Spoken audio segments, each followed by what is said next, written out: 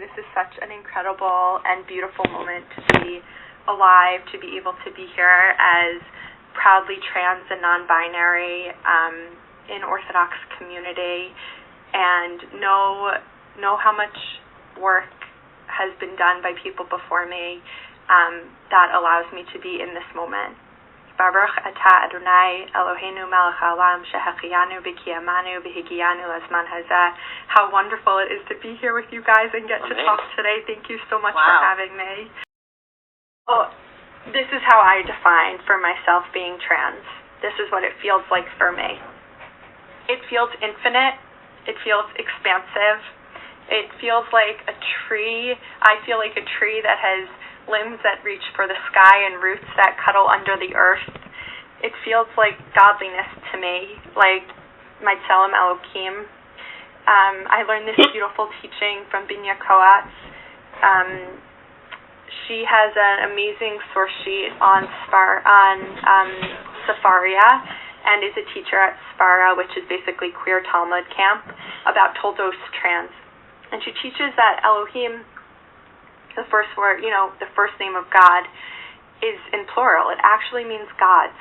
But as we all know, Breshit bara Elohim, that the bara is singular masculine, but it's paired with a noun that's plural masculine. And actually, Binya teaches this is the first single plural they. God is they, right from the very beginning. God also has a million names in the Chumash, right? God is known by so many different names and called by so many names. And His infinite and becoming, and I think when I understand God that way, it's how I understand myself that way. And my most spiritual experiences are, God, I have a funny way of checking in with myself. On Yom Kippur and Rosh Hashanah, I really go into a trance, like a meditative trance in shul. I'm so grateful the shul I belong to is full of so much energy and beauty on these days. And we have such an incredible Shalich Tzibor, Eli Kranzler, whose voice really feels angelic. And it puts me into a trance. And in this trance, God appears to me in different ways. And so there was a year where God appeared to me as this beautiful, old, black woman. And that was my God that year. God has appeared in so many ways. It's my projection of God back to myself. And this year, God was, I struggled with a masculine version of God, with Melech, the idea of Melech. And as I approached the Yamim Noraim this year, the holy days, I really was like, wow, I am a Melech. This term has become so, not non-gendered, just reclaimed, I would say, for myself, these masculine concepts of God. And so, not surprisingly, God was definitely a transgender masculine man this year for me on Yom Kippur, but me and God are ever evolving together.